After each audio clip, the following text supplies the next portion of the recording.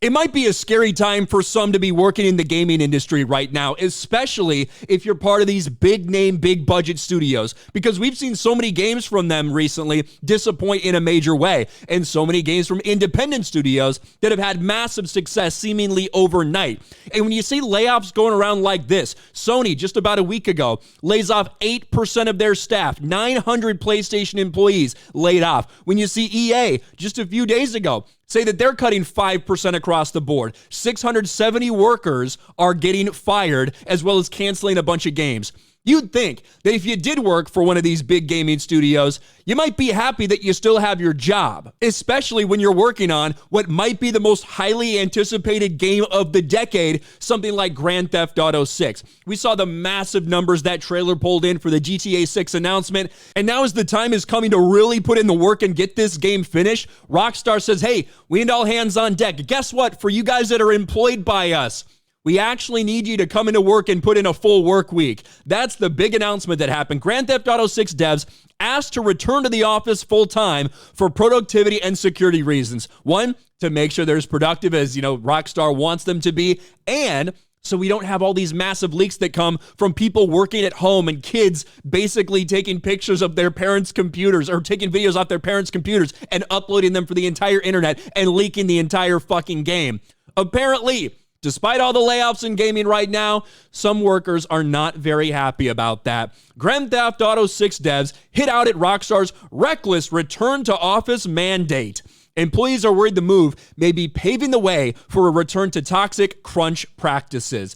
And that is something that was highly discussed, I would say, over the last 5 years or so in the gaming industry. Studios that are coming up on deadlines, they start crunching, they start bringing in there on weekends, start working really, really long hours for a lot of developers. But that's not what we're talking about. We're talking about, hey guys, we know you've been working remote for years and years and years at this point, but we actually, listen, we got the biggest and most highly anticipated game of maybe the last decade. We probably need to knock this one out of the park. We'd like to have you back here in the office 5 days a week, working normal hours. A number of Rockstar game developers have criticized the company for telling employees they must return to office full-time in April. Earlier this week, Rockstar informed staff its plans to end its hybrid working policy for productivity and security reasons. The move follows a number of high-profile Grand Theft Auto 6 leaks, and Rockstar head of publishing said the company found there are tangible benefits from in-person work. The decision has been heavily criticized by the Independent Workers Union of Great Britain and a number of its members who are Rockstar employees.